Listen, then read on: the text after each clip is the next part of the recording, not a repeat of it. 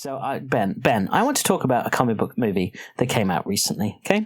A movie that explores the multiverse. One that features a young hero that hasn't fully discovered his potential yet. A hero that gets himself into some multiversal trouble and enlists the help of superpowered beings, including another version of himself and an old favorite as well. Someone way back that used to be a hero.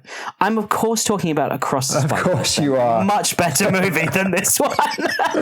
Of course you are. I liked it. That was very good. You had me. I was like, yeah, we're going to get stuck into it already. Oh no, we're not. Yeah. I mean, that film. Oh my goodness. We were. What was better? Let's start with the best question ever.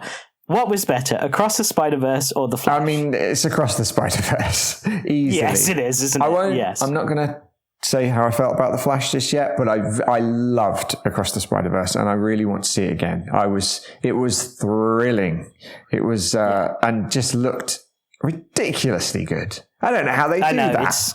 It's a masterpiece. It really is. It's a great film. Yeah. I've seen it twice now. Oh, have you? So, lucky. I know. Nice. It's been very good. All right. So before we haven't told each other what we actually think of this film. I won't delay too much further, but I'll dive into some fun facts about this movie first. I like to always kind of see some behind the scenes if there's some cool stories to dig out of my utility belt. So fun facts from my utility belt. Here we go. Yeah.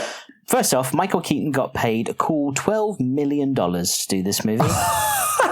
That's a lot of money. Wow. That's almost as much as you paid how would you me say he's to do this podcast. So I'll tell people, listeners now, spoilers. Yeah, just spoilers. Some podcasts like to do a non-spoiler before a spoiler review. I'm not that clever and that good, and I'm not going to be able to catch myself. So spoilers from here on out, even if the fun facts, because I'm going to start now. So if you haven't seen it and you don't want it spoiled, shut it off. It's done. Okay. It's done. So Keaton got paid $12 million to do this movie. Would you say he was in it for 35, 40 minutes? For $12 million worth. I mean... Maybe an hour? I think... There was a bit more... He showed up quite late. He did, but there was a lot of Keaton. There was a decent amount of Keaton. There was. But is there $12 million worth of Keaton? I mean, that sounds... That's how much it costs to get that's a the crazy OG amount, Batman isn't back. it? Hi, I'd like $12 million worth of Keaton, please. I don't know, it might be... It sounds like a fancy fish at the does, market. yeah, a Keaton or some sort of I'll have cheese. some pound of cod, mate, and a couple of those Keatons back Can you there. fill it that, Cheers. Keaton? Because I'm not doing that, mate. I'm not doing that. Get that Keaton sort. For $12 million, mate, you can fill it yourself. Yeah, no, not that much. But good on him. Good for him. Good on him. Wow. Hell yeah. That's amazing. So this film was announced at San Diego Comic-Con in 2017. Wow.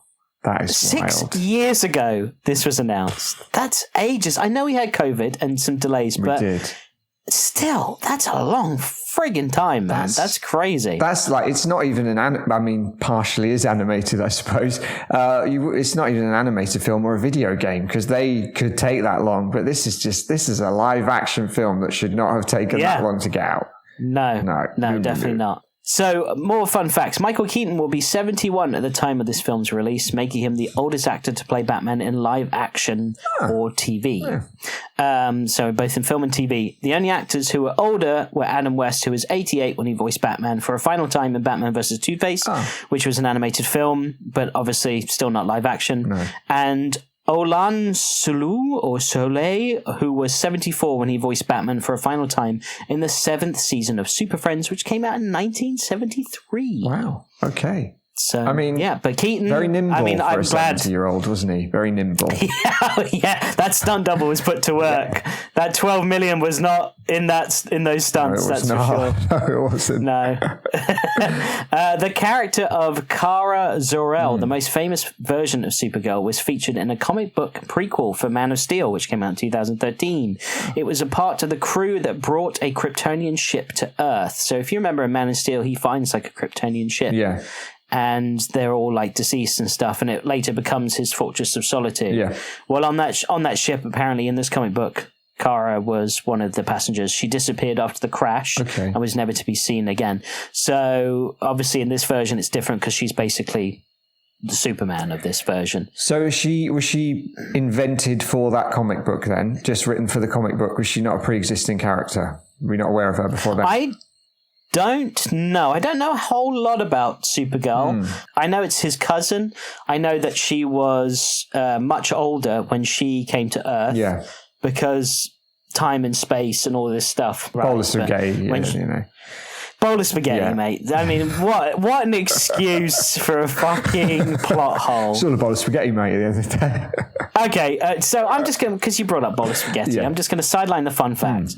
Ask you about that scene, because this is the first time we see Keaton back as Batman, and he's an old hairy man in a wardrobe, that jumps out and practices kung fu on two unsuspecting Flashes, and I literally was like, what the fuck is going on? I was very much with you there. Yes, and then he's like, and then clearly the clearly place is a mess because his Alfred's dead. And which we never got anything, by the way, on that. No, we didn't. Like, I guess Alfred would have been like 103, so yeah, he's dead. But when he was doing the kung fu, he was sort of slipping over as well, wasn't he? He was all a bit like he had one flip flop on. Yeah, he was. You know what he was? He was a guy at like a big 3-day rave. You know what I mean? Like out in a field, like the old man that just refuses to accept his age. He's still like 20 years old at heart. Or he was the dude. He's lost a flip flop, or he's the dude. Yeah. It was very that was very odd. But for some reason he knows all about the technicalities of time travel. Yeah, because that's a common thing in the Burtonverse. Yeah. But it's not the Burtonverse anymore. No, again, this movie just all over the place. So, okay, continue with fun facts because we'll get hung up and wanting to talk about it more. Wrap up your fun. This is Andy. Is it Muschietti or Muschietti? That the director. I don't know how to pronounce it. Let's call him Andy Spaghetti. Yeah, I'd go with. Okay. You can call him that. That's fine. Yeah. I think that would be the subtitle of this podcast. Andy Spaghetti. The Flash Review in brackets Andy Spaghetti. Okay. Perfect. I'm sure he wouldn't mind? Question mark? Probably not. But yeah, okay, good. No, he doesn't care. He's made his bucks, hasn't he? I've never heard of him until this, but this is his first non-horror film. And as you're a horror fan, what film? I should have looked this up beforehand. What So films? he did the It movies, and I liked the first It movie. I thought the second one was dreadful. Really poor. Yeah, the second one was that Chinese food scene was terrible. Oh my God. That was, the CGI better in CG that. Well, we'll get to that. Better than this one. It was better than this one. And it was really annoying. He did something else before that. So he did another horror. Oh, Mama, which was, I think he made I like that movie. Yeah, it was all right. It was all right. Again. Oh, I like that one. It had a lot of CGI in it, I seem to remember. He likes to CGI. Yeah, but I thought she was good. I thought I like that movie. It might not hold up now. I saw it when it first came out. It was fine. But yeah, so this was his first big film, I suppose. Although he made a lot of money doing the It movie, so I guess they felt that he was a trusty pair of hands. It is odd, this whole, kind of indie filmmaker has a hit. Let's give him the most money ever, or her. James Wan, right? And see what happens. Same thing with him. Yeah, it's very strange. And James Wan does like one big hit horror film. They're like, "Do you want Aquaman? Do you want Fast and the Furious?" He's not equipped for that, in my opinion. Well, yeah, I mean, we watched one of his films on my podcast, didn't we? And I think you just I've already actually erased that from my brain. That film. Yeah, the old Malignant. But yeah, Andy. Yeah, he's Andy Spaghetti. I don't know why they chose him, but I guess he had a good pitch. I guess so. Well, there were other directors originally. There were quite a lot of them, weren't there? There were quite a lot of them. A lot of them were approached, and a few of them were actually even originally set to direct, like David S. Goyer or Sean Levy were originally supposed to direct it. But other directors that were approached were Sam Raimi, James Wan, speaking of which, Robert Zemeckis, which I thought, they're going real meta with Back to the Future there. Yeah. Sam Raimi, Matthew Vaughn, and Mark Webb. All of those people had directed successful franchises or superhero films. They're all pretty safe pairs of hands, aren't they? Yeah. Ben Affleck was in this, as we know. See that in the trailers as well. Yeah. This was so Ben Affleck will have played the role of Bruce Wayne Batman 4 times in live-action films, more than any other actor. Wow. So Ben Affleck beats out the most times playing Batman in this movie, which is crazy. That's very strange. It feels like a very quick succession, Yeah, and he's also a Batman that hasn't had his own solo movie, but yet he's played the character the most, which is weird. He has, and with a different coloured outfit in this movie. What did you think of that outfit? I thought again, the CGI cape.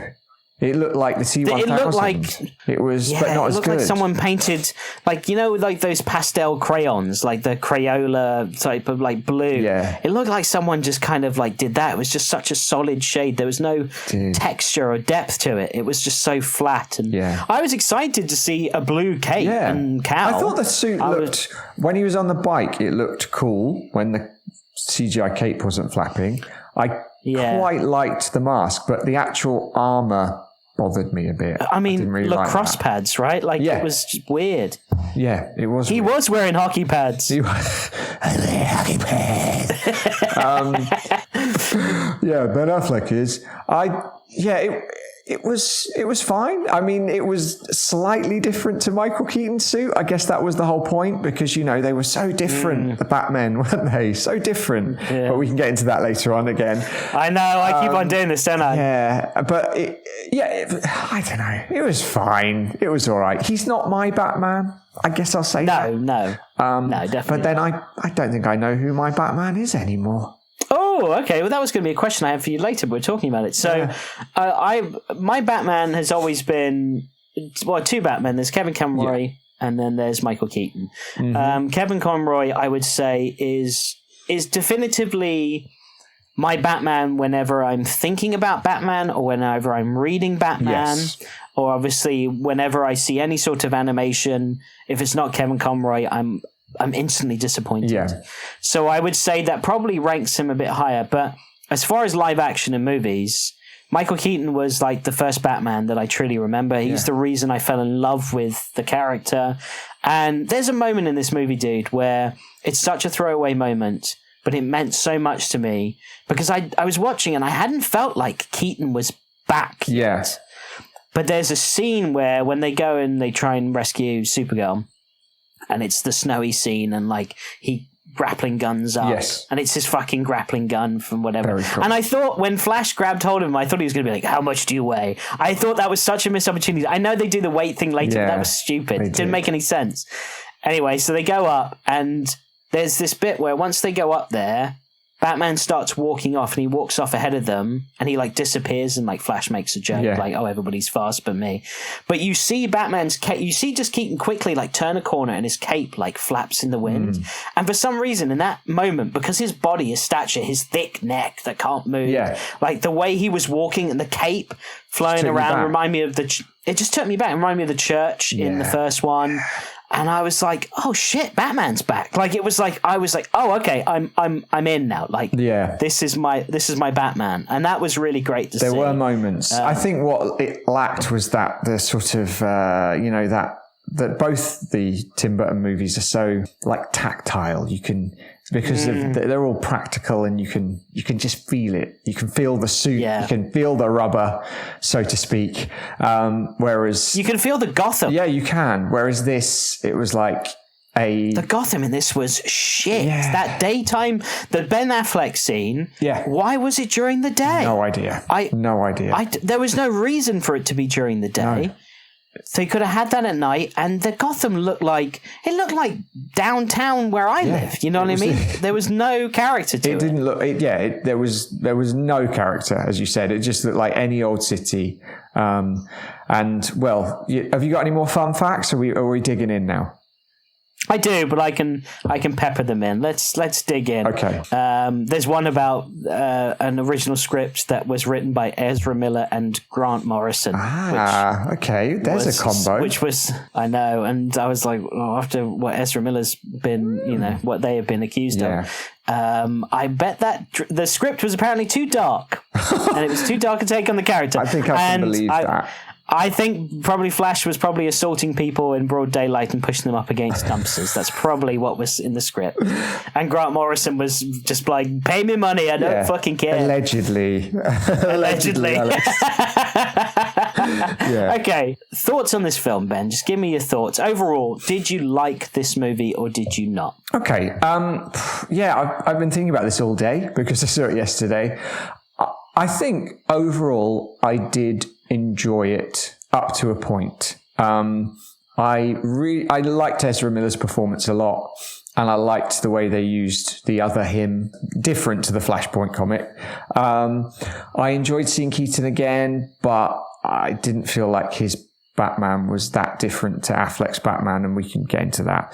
But I did like the whole buddy thing was fun. It was quite a funny film. I liked the challenges he had, but there are things that, the alternate universe not really being any different to the other universe, and the way it just went CGI mental at the end, I did not enjoy. It's a real, I'm torn. I think I enjoyed it mostly, but there are things that bothered me. My kids, I went to see with my kids, and they both really enjoyed it. It's good to know what, it is targeted for children. So they're 11 and 13, and one of them, right. My older son is becoming far more discerning. Like, he didn't like Shazam when he went to saw that, the most recent one. Another comic book movie that he saw, Black Adam, he said that was all right. So he was getting a bit bored of them, but he did enjoy this one. He said that this was good. That's my initial take on it. What about you? So I was also tolling over this a lot because I also saw it yesterday. I ultimately... So there's a few... It was really difficult for me because my girlfriend asked me the same question. Did you like it? Because she knew I was excited for this. She knew that Keaton's my Batman. I did get some real giddy feelings with Keaton being back, simply because they gave me the score, which I'm a big score fan, especially of that the Elfman score. So having that in when he was doing cool stuff was great. I don't like how Batman is bulletproof and everything now that he's essentially Superman. I'm really I don't know why they're doing that, because the whole point is he's a man and he's a ninja, not Superman that runs in and can just take 1 million bullets. Like, holding up your cape isn't going to stop the bullets. It works for John Wick, but, Batman, I'm not sure. Yeah, it's not the same. And, so I didn't like that, but I really did enjoy seeing Keaton back. There's something charismatic and magnetic about his performance in that role. He's the first Bruce Wayne I ever really connected with. I love his choices that he makes in that role. It's a shame we didn't get him in a turtleneck and like some glasses that he can chew on the frame or whatever. Cool. But that would have been fun. But in the dark, brooding. Too much daylight. But they gave me the Batcave. I felt like it was a missed opportunity not having a Batmobile scene. That Batmobile is the greatest Batmobile am with ever. you 100% there. When they unveiled the Batmobile, I was like, there's a Batmobile! Oh, and that's it. There, we won't see it again. And the Batwing is great, but it's not the Batmobile, is it? No, it's not. And it's not the OG Batwing. However, that obviously exploded. Plus... I do like the rotating cockpit. I thought that was pretty fucking cool, man. You always go on about how you like a rotating cockpit. You always... I do. I just... Any angle. And I never knew what it meant, but now I know. So I'm actually relieved. I'm relieved that it's that. Rotating cocks in my pits all day long. There you go. Have taken a drink. You take it. You just run with it. There you go. Yeah. So maybe that's another subtitle of this episode. Rotating cocks in my pit all day long. Wow. Good. Wow. Yeah. So, but if you notice, all I'm talking about is Michael Keaton's Batman. Yes. And I realised going on about it for ages. That this is the Flash. No, I won't shut the fuck up. So this is the Flash, and I laughed at Ezra Miller's some of the jokes. I found his younger self, and I know that his younger self was supposed to be annoying, but I found him really annoying. and I was like, what's up with the friends being like these, like, I don't know, very like modern, like fucking hipstery people, and obviously they come back later, but all of that, there were some moments I laughed. Like, one of the moments I laughed at is where he's like, I've got beers. I keep them in my fridge. I thought that was really funny. Like, I laughed pretty hard at that, and no one else did it in the theater that I was in. I was like, oh, okay, I found that way too funny, clearly. But there were other bits I enjoyed and other things that didn't land. Ultimately, I didn't enjoy this movie. Okay. Sadly. So it didn't beef? Is that what you're saying? It didn't beef? No, it didn't beef. What was that? It beefs? Is that what he said? Beefs or beeves? I thought he said beeves. I don't beeves. know. I think he said beefs. I think he said beefs. Beefs. Well, I thought he said beefs at the end, but then beeves. It's really weird. We'll find out. Well, beeves. Yeah. When we watch it with the subtitles on. Yeah, it definitely didn't beef for me. Didn't beef my beef. Another subtitle. No, it didn't. I've just looked it up. Yeah, it beeves. Seems to be beeves, like beaver. I don't know, but that's what he said. Which is also beaver's a slang word for lady bits. Oh, is it? So, I didn't know that, Alex. Yeah. Thanks for pointing that out. I'm pretty sure he said. Thank you. Oh, again, you're just teaching me so much. I know. Batcave's another one as well. I don't know if you've ever heard that one. Oh, no, not. Yeah. So, okay, I didn't like this movie. Oh, yeah. There were moments I enjoyed. There were moments that made me laugh. There were moments that I smiled a lot because Keaton was doing his thing, but they all revolve around Michael Keaton. Yes. Also, if you're listening and you still haven't seen it, well, that's your own fault. They kill Michael Keaton's Batman. Yeah. Over and over again. I just twice. The first time they did it, I was like, "Whoa, guys!" And then they obviously reversed time, and then they did it again. And I didn't like how he was a CG hopping leapfrog with that giant Kryptonian. Michael Shannon did nothing for me in this movie. I'm surprised he did this movie. I really am. Michael Shannon had said that it was very unsatisfying. Yes, and I can see why. Yes, Michael Shannon, it was. Very unsatisfying. He did the same thing over and over again. He was merely a plot device and nothing else. He was bad. Yeah. And he was a familiar bad man from the DCU. So that's why they used him. Yeah. Yeah, I agree. So, there was lots of things I didn't like and a few bits I did. So ultimately, and I'll be honest, this film made me cry at one point. Yeah.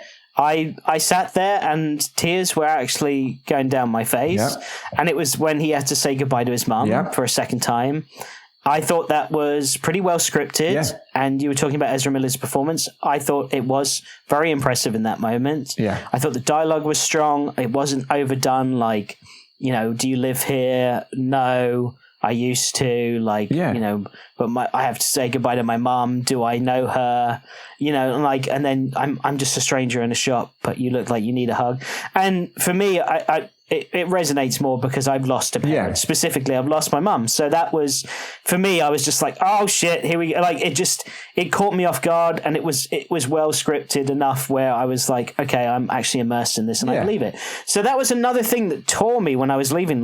This film made me laugh and made me cry and made me happy at moments. So it had that emotional I should payoff, like didn't it? Ultimately, it did, but I still find myself not being that amazed by it because it really was a CG crapfest spectacle that took the audience for fools. I felt like there were loads of times where I was like, hang on a minute, if you're telling me that him going back in time, and you can always argue about this with loads of time travel movies, but this one specifically, the fact that it was explained by a bowl of spaghetti and it was moving on and I'm like, no, not moving on. I also thought there was that bit where he in the initial interaction with his mum where he was trying to make the number 24 in numerous ways, and she said, well, some problems don't have a solution. It's like, well, but that one does. You can you can make 24 in many different ways, millions of different ways. That is a solution. So actually, it's a bad analogy. But she might as well have said in that moment, "This is a line you'll say later." That's right. Oh, okay, Mom.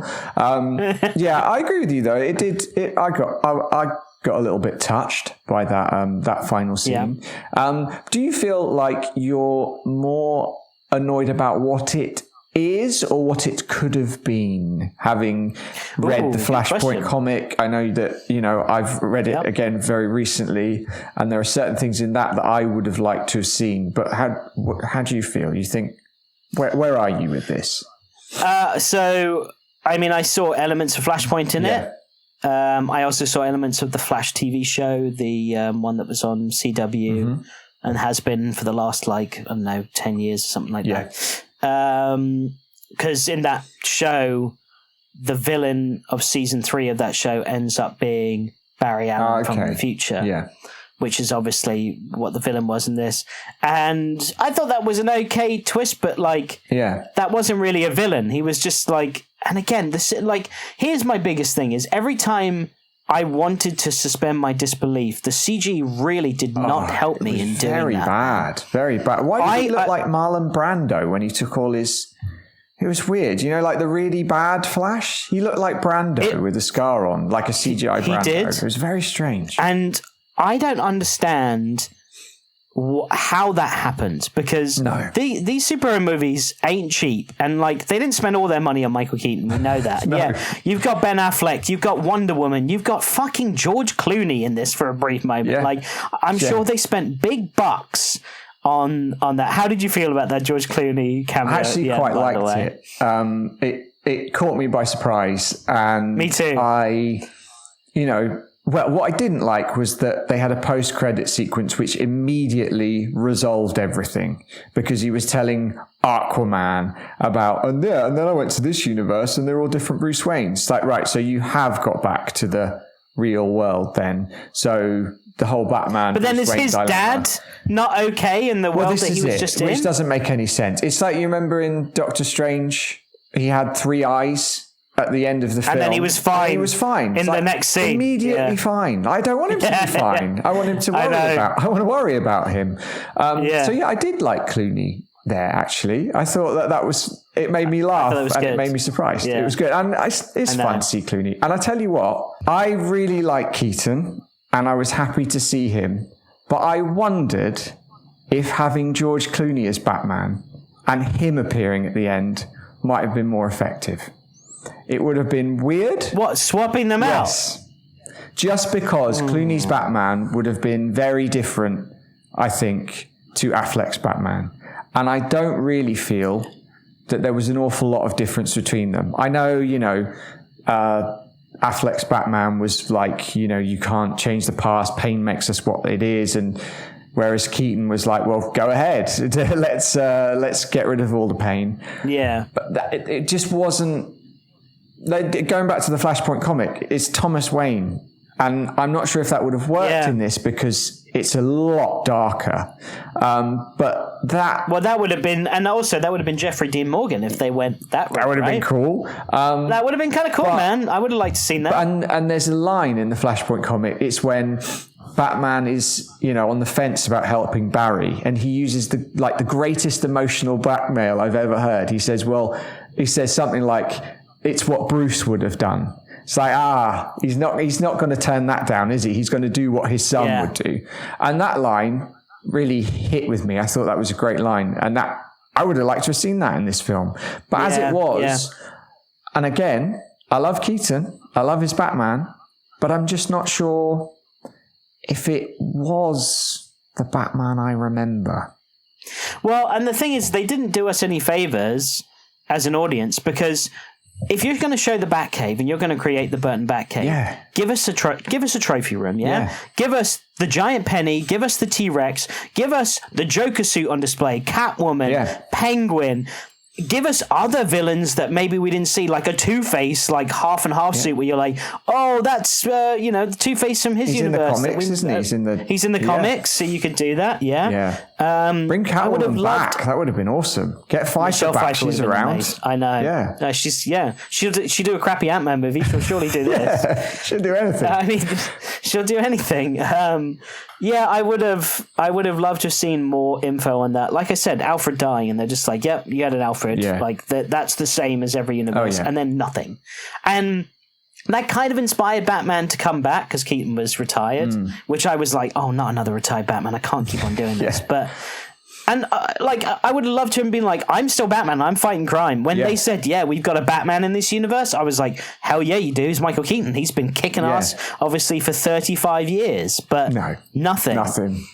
He's just an old hairy man in a cupboard with one flip-flop. Yeah, absolutely. Or like a broken down, Dark Knight Returns, properly armoured, sort of, really damaged old Batman. That would have been cool. With like a Carrie Kelly Robin would have been cool. That would have been great. Like, why didn't we could have seen a Robin costume and be like, Michael Keaton had a Robin. Who was it? But it died. Or a Robin, like a small Robin that was dead. I don't know why you do that, but as it was like, I'll be Batman again, and I'll be the exact same Batman I was when I was, 40, in the same suit, and I'll move like even more. I'll kick ass in an even more aggressive way than I was. It was. I know what you mean. Like, it's cool that he had the same batarangs and like all the gadgets. But cool. That's not as cool as much as I want backstory. And why was his suit vault in his study? That is a very good question. Who lugged all of those suits up the stairs? Alfred didn't. He's dead. He probably that's what killed Alfred. Lugging all of those. Sir, I can't do another one. But no more fishy soir for you, sir.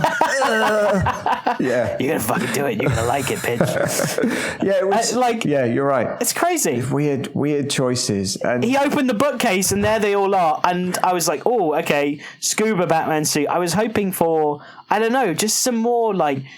He could have been standing there with Barry, looking at the suits in the Batcave. Barry could have been looking at the suits, and then when Michael Keaton decides to come back, he comes up behind Barry. Barry sees Michael Keaton's face reflecting in the glass over the Batman mask. So you're like, okay, and he's just like, that was when I thought, I don't know, Killer Croc. Yeah, that would have been great. Or even he could have been like a guy that thought he was a crocodile, and it's the scuba suit. You know what I mean? Like, that would have been awesome. That would have been great. But they did none of that. They didn't. They just had the character without, because the character is that world as well. I feel like they should have just thrown the Flash into Tim Burton's Batman universe. That would have been wonderful. But as it was Tim Burton's Batman in bog standard this Gotham amalgamation. City. Yeah, but it was a weird thing because it was the DCEU and it was just Burton's Batman in there. And he said that, like, with the bowl of spaghetti again, which just never stops. But Andy Spaghetti explained in his movie that sometimes things stay the same and others cross over. Okay, that's a really convenient way of telling a story because later on we see all of the other DC universes, or most of them, and they're all separate. Yeah. They're untouched. Yeah, they're not affected. So why are they totally okay, whereas Michael Keaton was the only one that came over into this one, and that's what changed? It didn't make sense. And also, it made no sense. Why did he use that line, which wasn't a catchphrase, but something he said like 40 years beforehand as a catchphrase? Like, he's, you want to get nuts? Come on, let's get nuts. Like that, he said it. He's not. That's not a catchphrase. That's just like he just threw it out there. And that's key. It is. Yeah. And this time he said it as a question. You want to get nuts? Like, response? No? Okay. Let's get he left a pause. That's not how you deliver it. Just the bats fight. So it's very funny. I did a stupid video today for TikTok and stuff where it's that and it's Michael Keaton. You want to get nuts? And I just nod my head and I just shove a bunch of nuts in my mouth, mate. Because there's just nothing else. That's right. It's a weird. I agree. It's a weird line to throw out there. It wasn't rhetorical anymore. It was just actual. Do you want to get some nuts? Yeah. All right. Yeah, come on, let's get some. You guys hungry? You actually haven't eaten anything but spaghetti since you've been here. And that's not the only thing I got here. I got nuts as well, But you've been explaining all this time travel to us and it's all you've given us to eat. Oh, yeah. Wait till you hear about my nut theory. He breaks out. He's like, this is your universe. It's like an almond. He's like, this pecan. This is my universe. That's it. And this pistachio. He takes off the shell. He chews it a bit. Spits it out. That's the old universe. And this is the new, and I've swallowed the new one. What? And now we've got almond butter. Yeah. I mean, that's right. That's how that works. It's it didn't work. Okay, if there was a Batman brand of peanut butter called Let's Get Nuts, though, I'd buy it. I would. I'd buy it. Black. That's what they should have done. And the grocery store, when he's putting the can of tomatoes back, just jars of peanut butter said, let's get nuts. Another cool little Easter egg. That would have been great. And a big banner as you go in the store. Do you want to get nuts? And then in the next aisle, let's get nuts with arrows. Yeah. We should be in marketing or something. Great. I would love to have seen it. Or even a TV commercial, like in Wayne Manor, like, you want to get nuts, kids? And then it's just like, yeah, let's get nuts. Yeah, they're joking. I mean, there's a TV show. There you go. It would have been cool to see those news reporters still on the air from all that. What, with no makeup on still? That would have been cool. And they had the laughing bag, which sounded slightly different. It wasn't the right laughing bag. It was a different laugh. Because that one is agree. burned into my mind. Like that, I remember. That is in my dreams. It is. Because Batman came out when I was 8, and it was a hard 12 back then. No 12A, it was a hard 12. And my mum and dad took me to For our American listeners, that's a proper PG-13. It is. It's a proper. You couldn't. You had to be 12 to go. You weren't allowed to be any younger. Much like our 15 and 18 certificates. And my mum and dad took me, and I was giggling as an 8-year-old, and my mum kept elbowing me because apparently I was being too young in the screening. But I loved it, and it was my favorite movie, and it made a big impression on me. And that laugh was creepy, man. That was I had a huge connection with Batman. So I was 2 when it came out. Right, okay. And even though I was 2 and just learning how to walk and saying some words, I wanted to, my dad has told me I actually insisted on going to this film. Brilliant. I must have seen stuff in magazines or maybe a trailer or whatever on TV once, some sort of promo, but I was Batman. You just knew. I have to go see this. and this movie, as you said, hard 12. So my dad wanted to see it, so he took me. Yeah. And he said that he had to bring a bunch of books so I could sit on them in the cinema, so I could see over the seats. Yeah. And he was worried that I was going to be because I'm 2, I'm going to be blah, making noise, blah, I'm bored. Yeah. I was quiet the entire film. I watched the entire film, and then as it ended, my dad was like, "What do you think?" And I had no word. Wow. I couldn't. I was just I don't know what I've just it was I mean, it sounds like you actually had no words at that time. You were so young. I can't express what I thought, Dad. I don't have the language yet. The mise en scène. The mise en scène, chiaroscuro lighting. Oh, Dad. Yeah. Burton's choices are excellent. The neorealism. Oh. So and then obviously Returns came out however many years later, and I was much older.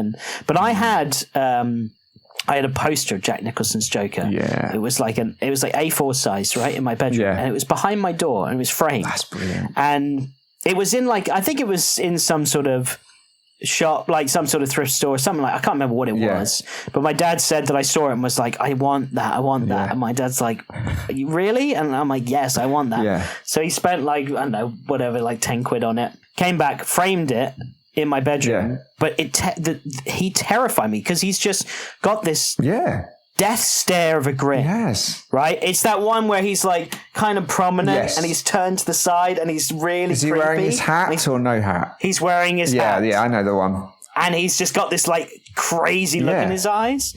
So I had it in my room and I was that's too scary. So I put it behind my door. Oh, right, okay. But the thing is that my bed was on the opposite wall. Yeah. So when my parents said goodnight and would close the door, I would have this white grinning face in the dark I could see, and it terrified me. I'm and glad eventually you did. That's it. Brilliant. Alex got a little hot under the collar. Amazing. There's no Joker like Jack. There isn't. Man. There is. I mean, R.I.P. Heath, amazing. But Jack is just the best Joker ever. Jack. I love Jack. Yeah. Yeah, he's awesome. I'm so glad they didn't do a CGI Polar Express style Jack in this one. I mean, the CG was Polar Express bad in this, man. I've actually got that in my notes. Yeah. CG was atrocious, Polar Express level bad. That whole arena they went to when they were these Polar Express versions of every single character, and they looked awful. And it was just like, what? Why? You've had the actors. Is this? Did they do this way after the movie was I was made? wondering, like, what? Did they? It's So awful. did they do that? Was it that bad? Because I thought, first of all, if you're going to do the Speed Force and they look that bad, if they made them all like Greek statues, for example, it's like we've seen in like Avengers Age of Ultron. This is a random pull, but the post credits of that are like statues of the heroes that look kind of like Greek poses and stuff. Why not do that? Because then you're going with chalk renders of those characters and you don't have to make them look detailed. So I thought, why didn't they make that choice? They would have saved money and it would have looked better. Then I thought, okay, you could have gone a step further and like in Man of Steel, where Jor-El is showing Superman, like his history. They have this like metallic looking CG, like they all look like iron cast figures. Could have done that. Yeah, like some sort of flickering speed, you know, like flickering version of the character that's in motion. Or, there are many other choices they could have made, but instead of the Polar Express. But they went with or Beowulf or whatever. Like, but what I don't understand though is that maybe they did that because when we see Christopher Reeves later on, when we see Nicolas Cage as Superman later on, again, I mean, that moment would have been so much better if they looked like Ghostbusters 3. Wasn't the biggest fan of it, or Ghostbusters 4, whichever ones you want to count as canon or not. Wasn't the biggest fan of Afterlife. However, he looked bloody good great as a ghost. He looked great. He did. And like, if you did that with Reeves, or if you did that with Nicolas Cage, I would have been like, this is awesome. And it's cool they did the Nicolas Cage fighting the giant spider. I get it. Like, that's fun. That was supposed to be his Superman movie. But he looked like a video game. He didn't look like him. But he looked like a video game, I thought maybe all the other CG has been so bad because that scene didn't look good. And can you imagine if you had better looking CG in the Speed Force or the baby sequence than having Christopher Reeves and Nicolas Cage? Now, first of all, that is the thing of nightmares, that baby sequence. That is if I was the Flash and all those babies fell out and I ran to save them, when I looked at them and saw that they were terrifying mutant babies, I'd probably think that the world was better off without them and just run away. I would think I'm in another universe where babies are Let's just leave it. These babies. He puts one in a microwave bed. He puts him in a microwave. I'm like, what are you doing, mate? And this is Ezra Miller. Like, of all the abuse and everything. And I'm like, this is not a good look, man. You're putting a baby in a microwave. I would have changed the script. They look so weird. In fact, there was that end credit scene where you just saw it all from the dog's point of view. That looked much better than the scene in the movie. But that dog looked like something out of the Super Pets movie. He looked better at the end than he did in the film. It was so weird. Yeah, but he still looked like, you know what I mean, like Crypto, like from that Super Pets, whatever it was, like the Pixar wannabe animation. It was atrocious. It was really bad. And it was They might as well have been like, this universe is Pixar universe, where all of our characters look like big marshmallowy people. They essentially did that in, Spider-Verse, where all the universes looked a bit different. So maybe they should. I mean, George Clooney's got a big white beard, and that's going to look weird in the bat suit. So why not just go for it? Good. He's not Batman anymore. He's Santa. That was what he decided to be. Well, Michael Keaton, he was Santa. Can you imagine if Michael Keaton didn't shave his beard in this, and that's Batman? He's just got this. That would look cool. Sticking. Have you seen the recent Daredevil comics? And Daredevil's got a big beard. And he looks really cool. I'd like to see Batman. I haven't seen that. I'd like to see Batman with a beard. I'd be up for it. Just a big beard, like ZZ Top. Yeah, that's right. Like a massive beard. Although his CG beard would have looked awful. It would have looked so bad. It would have looked bad. So bad. But you could wrap a utility belt around that. You could hide like batarangs in there. You could. It's another storage area. A utility beard. That's very cool. Yeah, I like that. Can I persuade you to take a utility beard tonight, sir? Put my fishy swine in, Alfred. It's cold, sir. It's cold.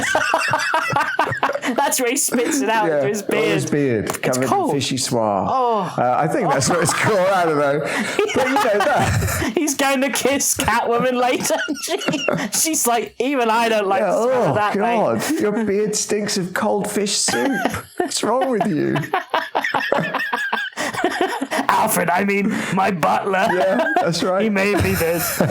I didn't know it was gold. I didn't know it was gold. But that scene, you know, obviously Flash is a sort of second-rate hero who Batman doesn't trust to do anything of worth, and he has that whole baby-saving thing. And I like the idea. I mean, I get the intro.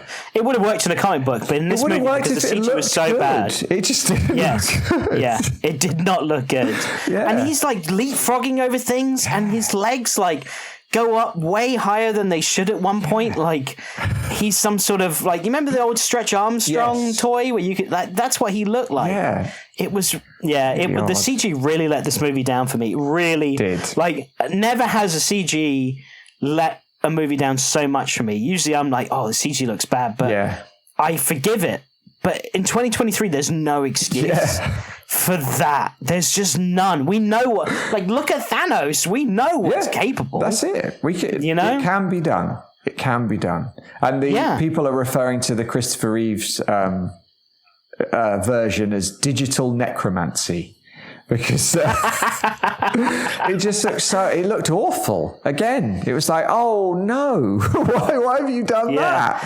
I know. There he is, but not that version. Please, not that version. No, it was, and they all look like PlayStation 2 versions of, or PlayStation 3. I'll give them a bit more credit. Give them three. They're just not there yet, and you're like, another 10 years, but we're there now. It's been 10 years, like, and all those universes, like.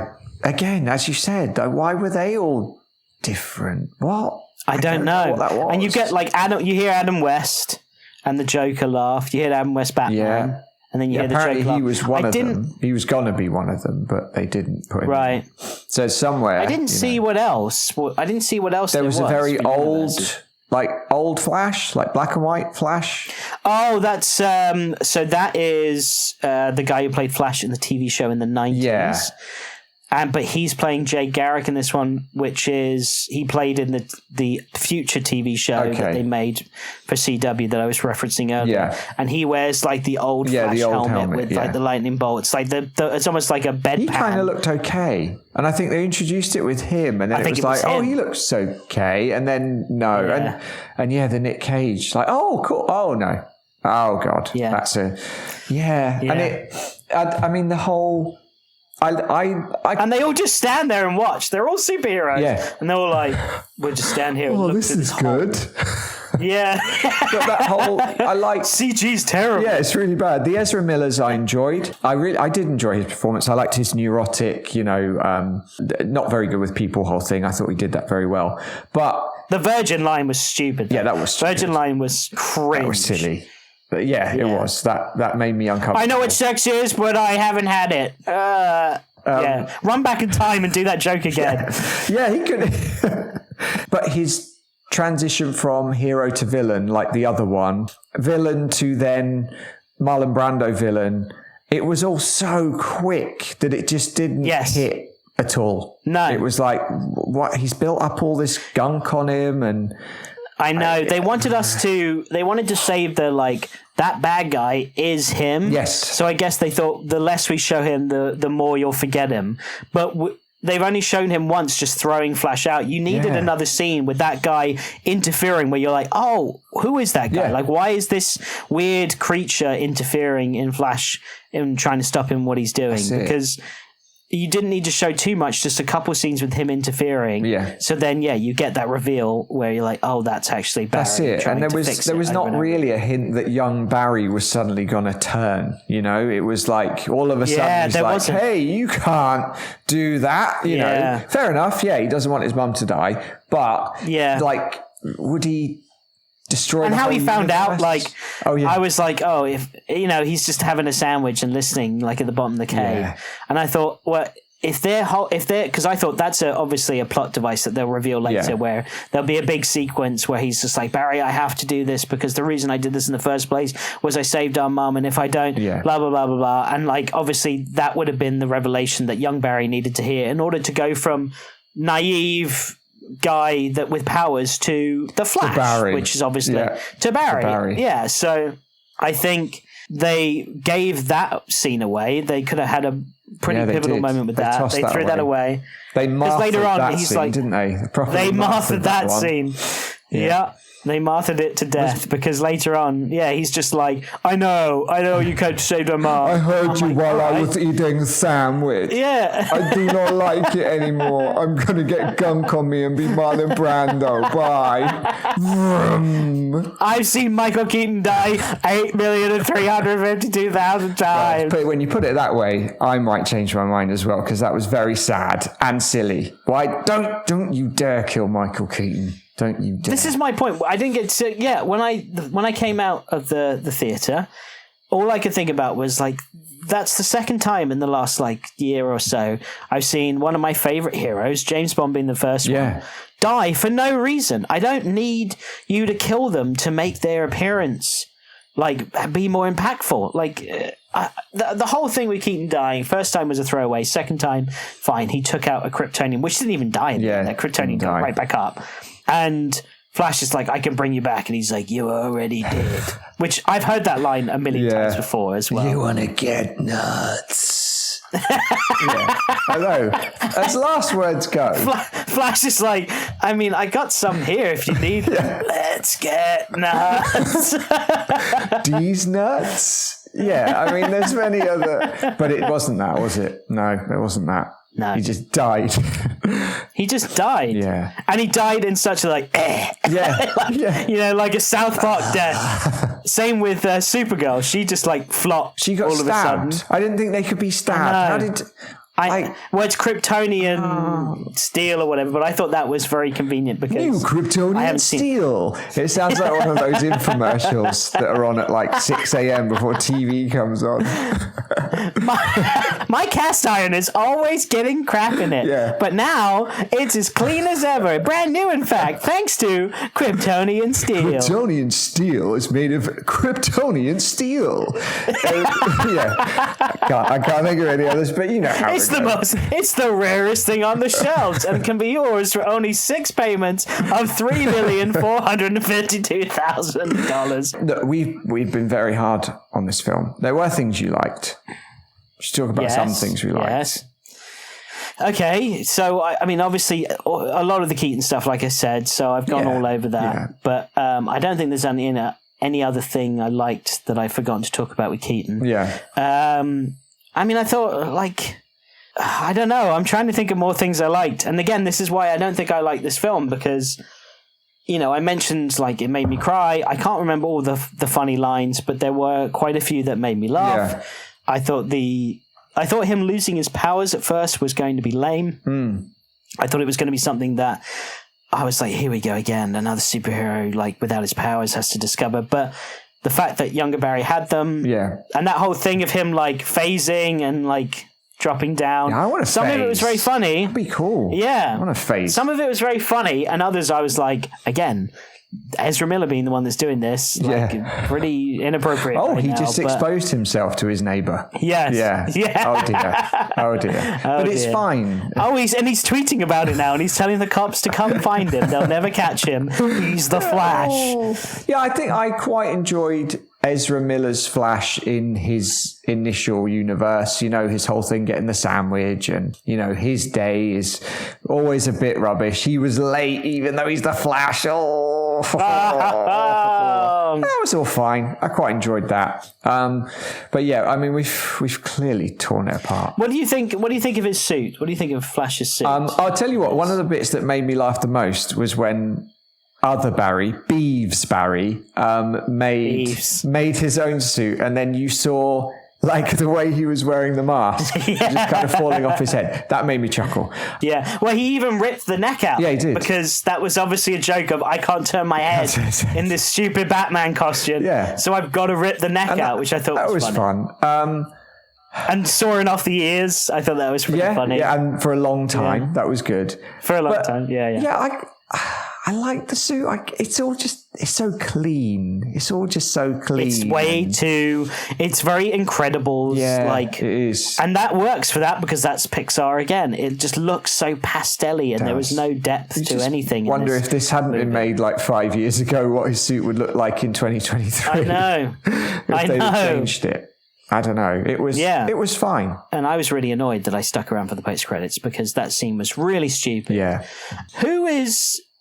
who is drunk Aquaman supposed to be for? Because if Aquaman is your favorite superhero, which there's definitely people out there that love that hero and consider him one of the best, if not their favorite, I would be so mad if, like, my hero is just this drunk dude who he's being helped out of a bar, falls in a puddle, and then he's like, get me a beer, and here's some gold from my underwater city that I don't care about at all. Even though in the first movie, I learned the lesson that I actually do, but apparently I don't. I'm going to sleep here. Yeah, that was so odd. Like, I'm going to be drunk. I'm not going to tell any jokes. I'm just going to be drunk and sexy and fall in the puddle.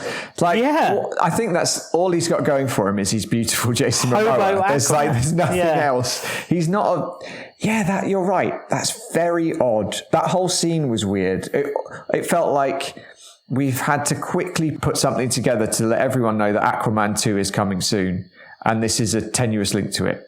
But we couldn't really think of much else. So, and this is the end of the DCEU anyway. Yeah. So, like, it's a shame they haven't cast anybody in James Gunn's now DCU, as it's called, because this is the time. Like, this is the multiverse movie. Yeah, blow it up. Because this is the time. Like, imagine if Elseworlds, when they were showing like Reeves and Nicolas Cage and all that, if like you saw the next Superman or you saw the next Batman or Wonder Woman or Green Lantern, or cool. You know, and you're like, is that, I don't know, Taron Egerton as Green Lantern? That Harry like, Styles as Superman? You know it's coming.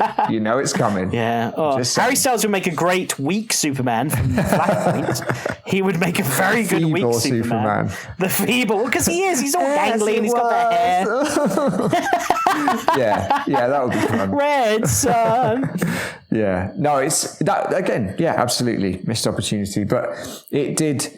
Yeah, it ended up feeling very much cobbled together.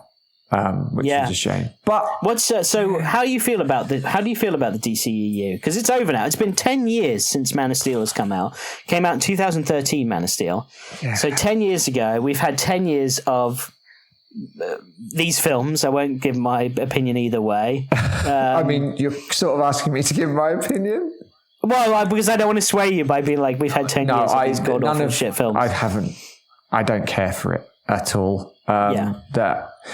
I like Ben Affleck, but not really bothered about his Batman. I feel kind of, I mean, he's fine. You know, the actor Ben Affleck is fine, but I do feel that he's been a bit cheated out of being the Batman that he really could have been. Yeah, and he said, I finally cracked it this time, and that could be marketing, and he could be paid to say that, because I don't think he did. I think he was just Ben Affleck Batman, and like it was just the average one. I think the best...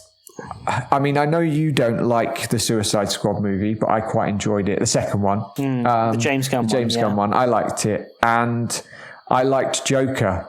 But that's nothing to do with that movie. Oh, okay, all right. We should watch that and talk about it. Well, we can watch that in our pantheon of movies. But yeah, I don't that movie. Jared Leto's Joker. I mean, that's just... Oh, I know. It's just a joke. The thing with this DCEU, I've just realised, is every single movie has hindered on Man of Steel. There hasn't been one movie that had nothing to do with Man of Steel, I guess, except for James Gunn's Suicide Squad. Yeah. But even the original Suicide Squad, Superman's dead. Yes.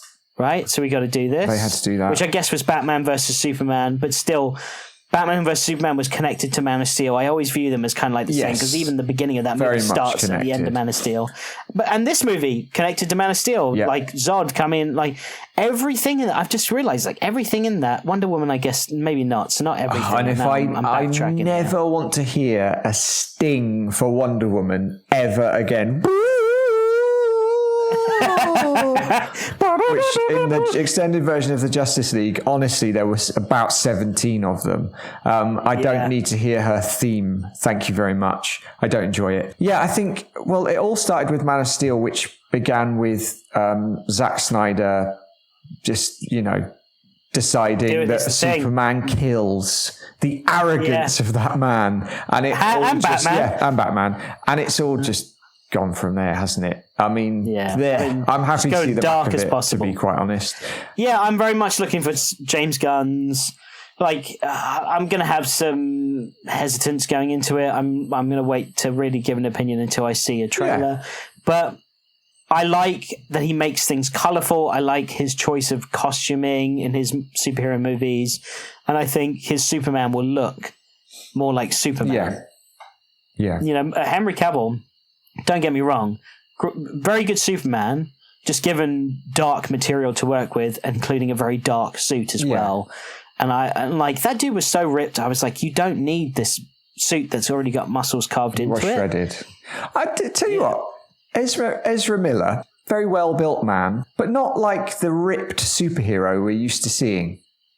Also not ripped like his costume is, which is obviously all CG. Still caught me his off CG guard. costume. I think I'm used to seeing... He looked like John Cena in his costume. Yeah. And then when he was off, he looked like, you know, the very good in shape guy that is the quarterback in your high school, right? I think it's these superhero movies have ruined my brain, because I was expecting to see like him super torn. Put in the work, you lazy bum. Well, I know we know what he was doing. He wasn't putting in that work, unfortunately.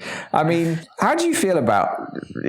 I think we should discuss this. I mean, it's controversial, sure. I don't know. I mean, I don't agree with any of it. And granted, I went to go see the film, so I gave them my money. So I don't want to be a hypocrite. People support this guy? So the reason I think that people should, if they're on the fence about it, if they don't want to see it because of what he did. I totally support that. I get that. There's nothing wrong with that. It makes sense. But he's not the only one that made this movie. He's not. There are so many people, and I'm not talking about the actors, because the actors get paid. I'm talking about all the cast and crew that had to work on this. Yeah. They had to work on this through COVID, all the post-production, like the production crew, who risked their lives. The set builders that worked really hard to recreate a lot of the stuff that we, you know, loved from Batman 89 or any other thing like that. Makeup artists and the grips. All the terrible CG artists people. It was their first day on the job. You know, they deserve. They did. So they were hungover and they just phoned it in, and someone signed it off for some reason. But you know, good for them. Well done. Exactly. And I think that, you know, they all have gotten paid. It's not like if the movie does bad, they don't get paid. That's only down to what, you know, happens to the producers and the studios. But they're all a part of this, and they all put their love. Like, absolutely, it's all their creativity. And I think when you go and see a film, you know, if there's one negative thing, it can polarize the rest of it. And if you're on the fence, if you're on the fence, if you're not on the fence, if it's just no, I don't agree with it, and I'm not going to go watch Ezra Miller because of that, totally get it. That's of course that makes sense.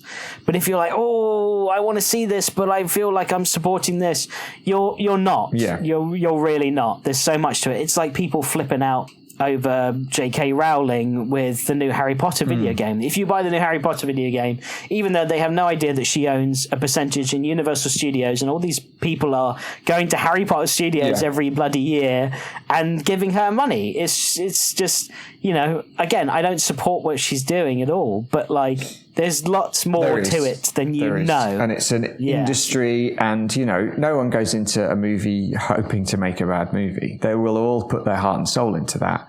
I just think because he is so prominent and he is the main character, it's an interesting dilemma, I suppose. Have you seen all of the promos so far for this, or the premiere? He went to the premiere, didn't he? He did, and he interviewed very briefly, and he's just like, I'm proud of this movie, I'm proud of Andy Muschietti, and, you know, I'm proud of this movie, and then that was it, and like, he was swiftly moved on. And I'm very beautiful. And I'm very beautiful. But yeah, like, the person that they're putting in front of all the cameras and the interview crews and stuff is, I should have a name written down, but it's Supergirl, because Keaton's like, I ain't gonna do press for this, you know what I mean? Like, I took my 12 mil. I was there. Come on, let's do press. He was there for like, I don't know. He shot for like 2 weeks. Apparently, Sasha 12 mil for 2. Kale, Calley. Like Yeah, she's the one. But she's the only one. Yeah. Because there's no one else. Michael Shannon's not going to be like, I do press. No. Like, he doesn't want to do that. Yeah, he's not going to do it. But unfortunately, her character is not very good. No, it's not very good. No. She's a bit one note. Also, the fact that they killed Superman as an infant in this off camera as well. I'm like, that was okay, fine, harsh. whatever. You didn't even need that. Just be like, Clark never made it. Instead, she did. Like, I don't know why they had to be like, still Clark exists. Oh, no, like, we who killed cares? the baby. Yeah. Oh, okay. Yeah. That's horrible. We've had a lot of near-death baby experiences in this movie, and now we finally killed one. And now we've Zack Snyder'd that baby. Because that's what he would have done. Yeah. Yeah. Not very Beeve. No, not Beeve at all. So, yeah, it was... But saying all of this, I did quite enjoy it. You still liked it? I did enjoy it. But now that, now that we ripped it apart, I know it's not very good, but I quite enjoyed it. I don't know. All right. Well, I'm glad that you did. Yeah. I'm glad that you did. Okay, so... I thought we could do a rating system when we do these. Okay, cool. And I thought it would be fun to give it, X out of 10. Yeah. But not just numbers or something like sort of clever like Batarangs, but like let's be very specific about... Take something from the film. Yeah, from the movie. So what would you give this out of 10? Oh, okay. I would give it 6 mutant CGI babies out of 10. 6.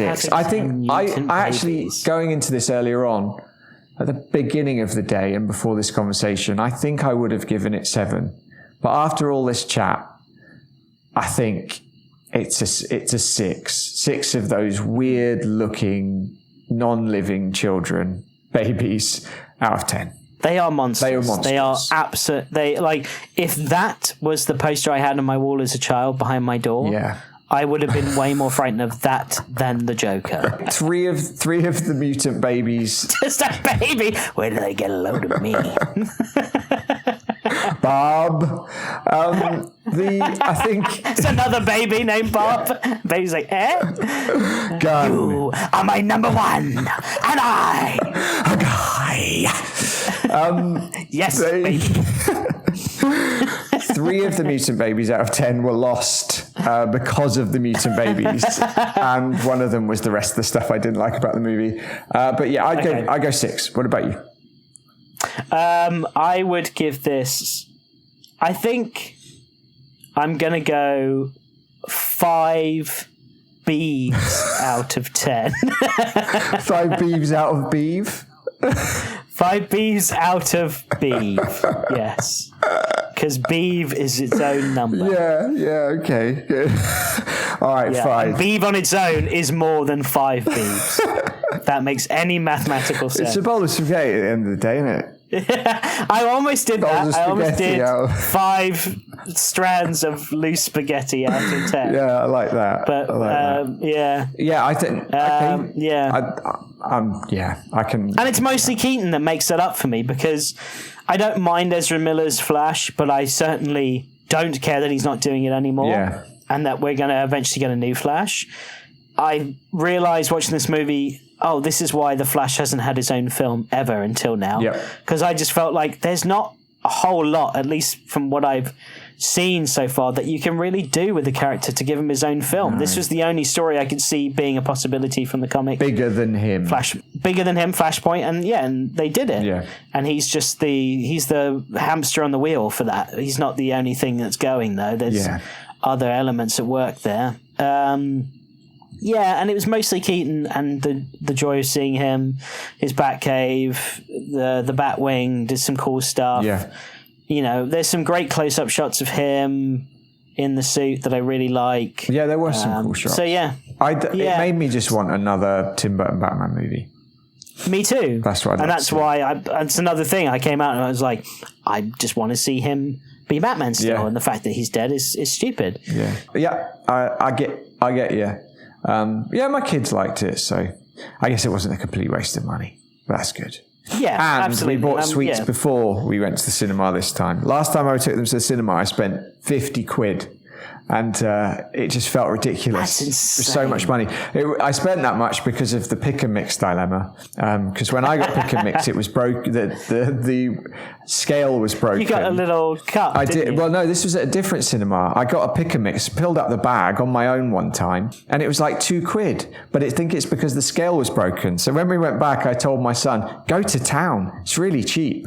And his pick and mix was £10, and then the popcorn and all that. It was ridiculous. Anyway, crazy. You sound like a cheap old dad. That's not why people listen to this podcast. You can hear more of that on watching films on the toilet.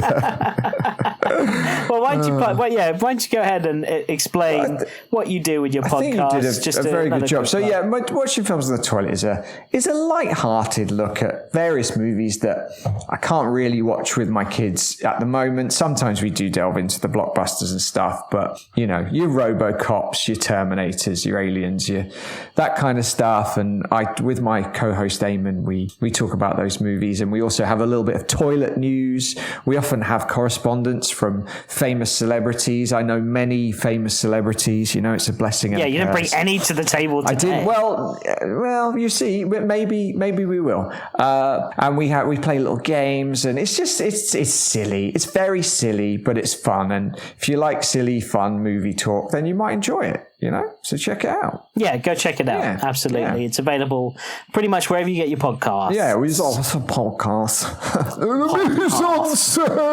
I know, I went very posh there. I felt my tongue go into the back of my throat. I was like, podcast. French New Wave. I mean, can you imagine if we got a CG Michael Gough Alfred? I'm surprised they didn't do that. That like just this floating head, like, I'm here too. He's like a ghost. He's a ghost. I'm here too. Oh, those bells where he's like, I haven't seen 7 bells in ages. They all start ringing. And Andy Spaghetti's like, it is a horror movie after all. Yeah. That would have been creepy. You know what we didn't get any of? We didn't get any Nolan universe Batman, and there's a lot we could have had there.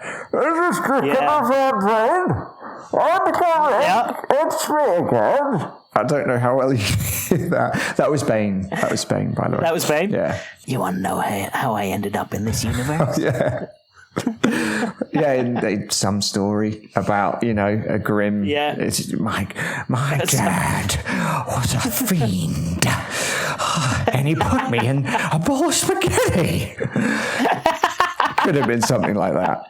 You could have. And it went all over me. I couldn't get it off. I wouldn't know what to do if I did. God. They had lots. And there's obviously an Alfred, Michael Caine's Alfred. He could have been in there. That would have been fun. He could have been in there. That would have been. We'll not let you go to another universe. That's right. I cannot watch as you eat another bowl of spaghetti. He looks at the Rotten Tomatoes score the next day. He's like, I failed you. I'm sorry. I failed you. I failed you. That's the way. And as those universes are crossing over, you could have just heard Bale's fucking horrible motorbike groan of a voice saying something like, "Where are the other guys going?" You could you would never give it to an ordinary chicken. Yeah, exactly. All this potential. He becomes Popeye the Sailor in that movie. You never give it to an ordinary citizen. Where is my spinach? He sounds more like Jim Carrey at the end of Batman Forever than he does him at the beginning of The Dark Knight. Yeah. It's so funny you nailed that scene. That movie, as a kid, I don't know if you've heard this on previous podcasts I've talked about it, so I won't go into the details again. But I love that movie. I still love it to this day. But as a kid, I was at the right exact age for that. Yeah. It was target audience. It came out in 97. I was 10. Yeah. No, 97 was Batman and Robin. It came out in 95. Massive fan of Seal. Massive fan of Kiss from a Rose. Hell yeah, man. Kiss from a Rose. What a tune. Fan. The music video is Seal on a rooftop with the bat signal and then clips from the movie. Yeah, absolutely. Great. So I love that movie so much. And there's so many different quotes and things that just live in my brain rent free. So that was one where Riddler's at the end and like the bat. He did that very well, yeah. So there's that. And then, so when I went to go see, this just happened yesterday when I went to go see the film. Yeah. I was in Theatre 1 and I picked my seat and it was C9. And the moment I picked it, I went, C9! Because that's the battleship thing that Two-Face says in that movie when he's playing Battleship. That is wild. Well, that's some deep cut. That is a deep cut. That is a deep cut. But when I didn't even have to look at my ticket after I bought it online or which seat I was in. Yeah. Because as I was walking to the cinema, I was like, what seat? And I'm like, C9! And that was it. I was like, I got it. I'm good. There's so much. I just always think of Batman will say, coming for you. Yeah, that one. That always sticks in my head. And obviously, I'm counting on it. Yeah, I could probably recite that whole I'm looking forward to that episode. That'll be fun. Yeah, when we watch Batman Forever. Yeah, forever. You could review it whilst I enact it in front of you. Yeah. The entire thing. Okay, that sounds great. We'll just reenact the entire thing. There's something about a man who dresses up as a giant rodent. Bats out rodents, Dr. Meridian. Really? I didn't know that. You are interesting. I know the whole thing. Well, you do. It's the car. Just the car. Women. Yeah. Just when he jumps in the Batmobile. Oh, God. I'm not sure about it. I don't like that Tommy Lee Jones was so mean to Jim Carrey either. I know, he really hated him. He embarrassed him at a restaurant because he went up to him and he was just like, it's like Michael. Tommy Lee Jones! Oh, for God's sake. I hate everything that you choose to be. Why are you the way that you are? I want to see, the Dave Chappelle sketch with Charlie Murphy and Rick James. What, with that one? Yeah, Charlie Murphy. I want to see a Tommy Lee Jones and Jim Carrey sketch like that. And I think it would be Tommy Lee Jones would be mean to it would be Tommy Lee Jones punching Jim Carrey in the head, but eventually he'd kick Tommy Lee Jones in the nuts. So is Tommy Lee Jones Rick James? I think Tommy Lee Jones is Rick James, yeah. But then Jim Carrey's personality is very Rick James. It is, but because I can see him being like, Tommy, what do the five fingers say to the face? Slap! I agree, but I think ultimately Jim Carrey needs to get the upper hand because Tommy Lee was so mean to him, wasn't he? He was so mean. He was. Yeah. Unity! Yeah. We got lots of good films to come out. I'm also excited to watch Batman 66 because that is outlandish, stupid fun. Yes. And I love it because Shark and helicopter, so the one thing right? Shark repellent helicopter, the whole thing. Excellent. It's also the one where they evaporate people into dust and then can re-evaporate them. Okay. It's insane. Yeah. But because it's so ridiculous, it's fun because it knows it's ridiculous. Where this movie, I felt like they were being ridiculous at points, but they weren't trying to be fun about it. They were just like, no, that's how the multiverse works. Also, final thing, Michael Keaton says, they only say multiverse once in this movie, I believe. And when they say multiverse, Michael Keaton goes, you're talking about a multiverse. Yeah. And I'm like, huh? A multiverse. I don't know what universe you're from, Michael Keaton, but I don't think they say multi anywhere. I'm going to multiply this number. Well, that was it. Yeah, I'm going to multiply. How many batsuits do you have? Multiply. Mom, multiply. Can I multiply 2 by 12 to get 24? Some problems don't have solutions. That one does. That one does.